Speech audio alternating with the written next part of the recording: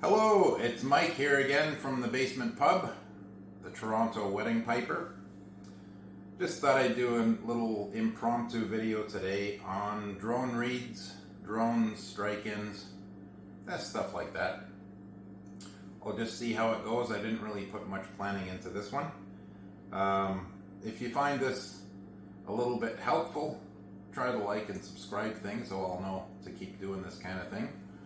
Or I can just be down here and talk to myself, which I'm actually doing right now. And if you just find it more entertaining and you think it's kind of incorrect and useless, send the video to your friends. They can have a good laugh. Say, this guy's full of crap. Anyways, for the video today, I was going to just use this new set of McRae reproductions from... They're made by McCallum. This is the SL4FN.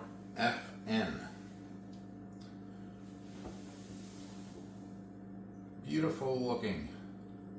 They have the bling of a full engraved silver set without the bill and the expense.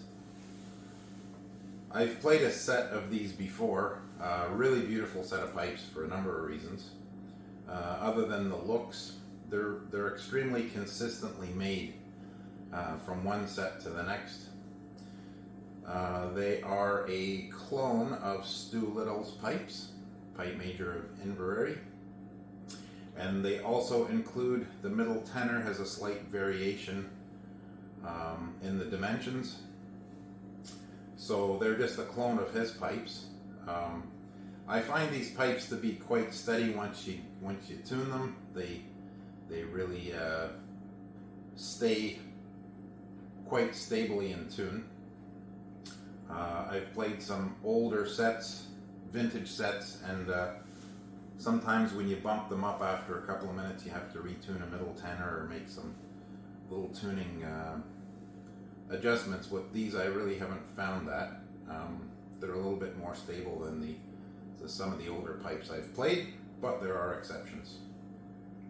One of the topics I was going to talk about today, I notice is a bit of controversy at times when people ask the question, is there an ideal spot on the tuning pin for your drones to tune? So over the last 40 years or so, gained a bit of experience, some trial and error, bit of wisdom. And what I noticed was that somewhere around the bottom of the hemp line, either a little above or a little below, I found that that's where my drones are most stable. You get the most tonally out of the chamber, and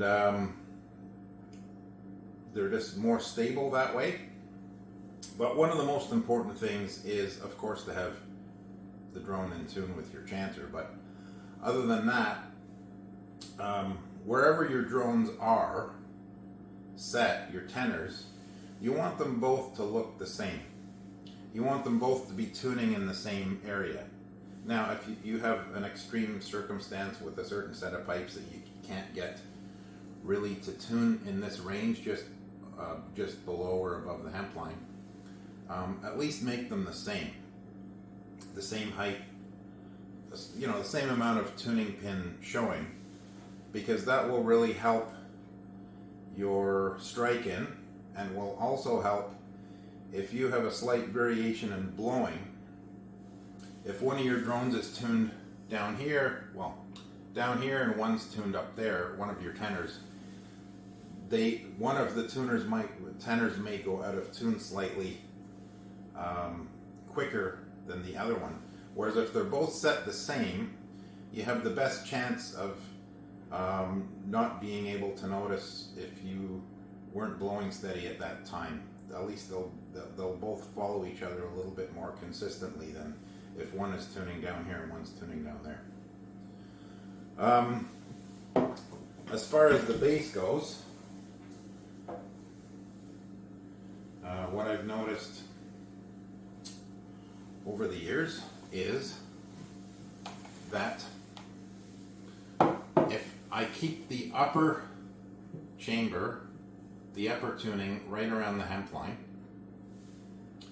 and what I found really helps with the strike-in problems with the bass, like I said, there are exceptions, but between old Hendersons, Dunbars, Nails, and these McRaes, what I've noticed is that the lower section of the bass is tuned. I don't mean like right down, but the lower that this part is tuned, the less problems I've had with strike-in. And I've helped a few people with this.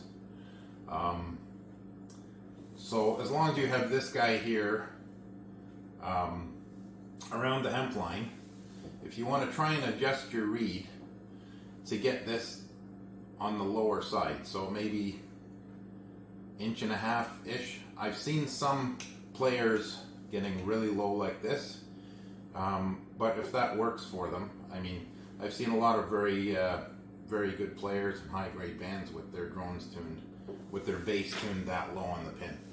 But I'm not looking for that. You just don't want to be way up here. The more amount of pin showing on the bottom, the more problems I've had and other people have had with strike-ins. As a matter of fact, I had an old set of Hendersons given to me, and they would not tune any lower than about here. And this particular set of pipes had been played by some very good players, but the set of pipes had a history of giving people a lot of trouble on the strike-in. So what I noticed that this bass would not tune any lower than here because someone had decided maybe 30, 40, 50 years ago to modify this. So the size of the bore was smaller once it got up to here, and the bass would bottom out.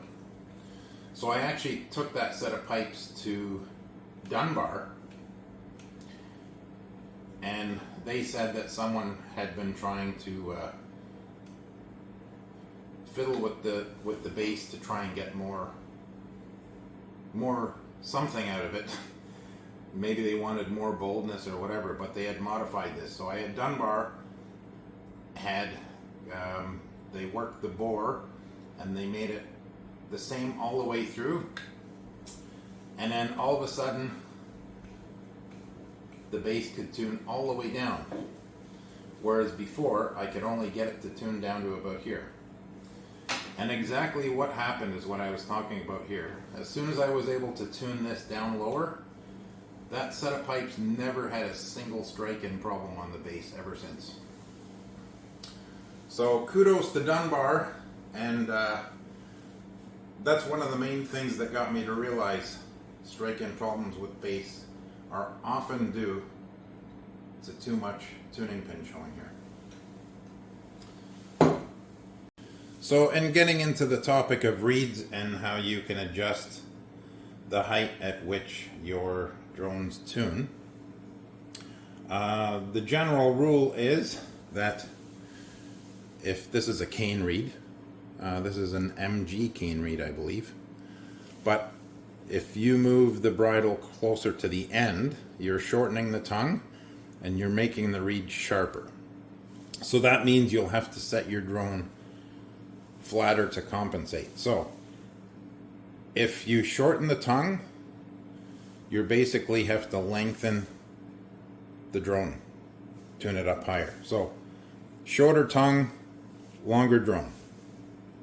So with a cane reed, you really only have that one adjustment, where if you shorten the tongue, you sharpen the reed, but you also are altering the sound of the reed. You're usually making it a softer sound, more mellow sound, and easier to shut off. So it'll shut off at a lower pressure.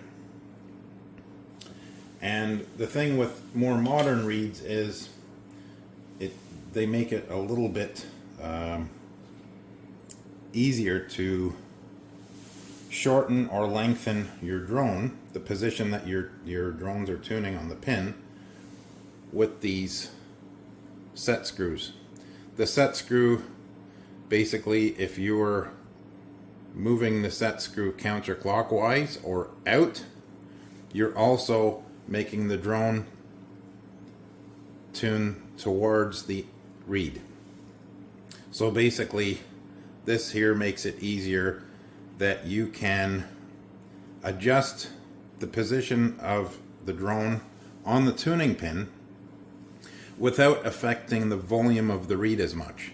Now, this does affect the volume of the reed as well, but it is not as significant as if you are just dealing with a cane reed where the only adjustment is the actual bridle. So this is an easy drone. These are Croziers. Croziers also have this adjustment, but they just use this kind of rubber cork that you can slide in and out. So if you want your drone to tune higher on the pin, you insert this more, and vice versa.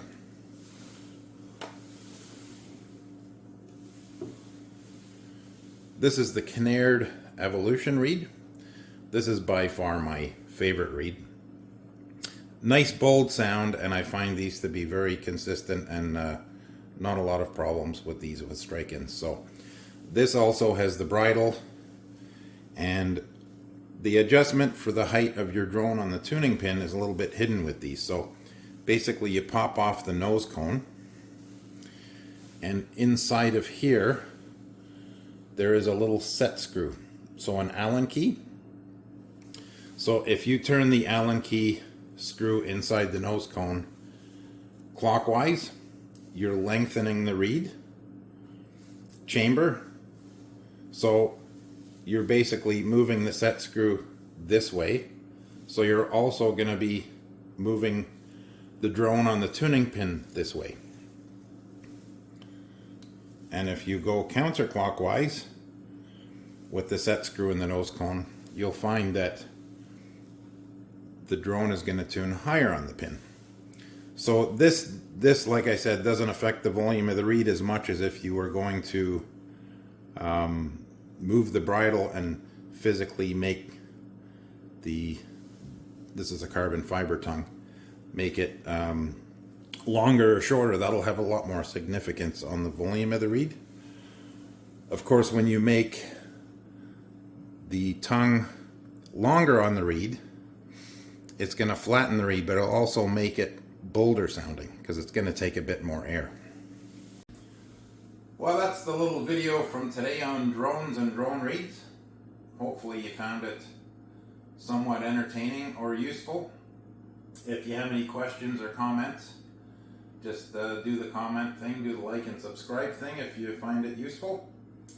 And just thought I'd put this video out because a lot of times I notice when people come and they have trouble with their pipes, the first thing you can notice is scan their drones quickly, and you see that one or a number of the drones are tuning way out of the middle of the range on the pin. Oftentimes they don't have their drones tuning at the same position as far as the tenor goes. One's way higher than the other on the pin. So just fixing some simple things like this can actually make your strike-in and the sound of your pipes and the stability noticeably better. So anyway, that's it from the basement pub today. Hope you enjoyed checking out these new shiny McRaes, and hope you have a great day.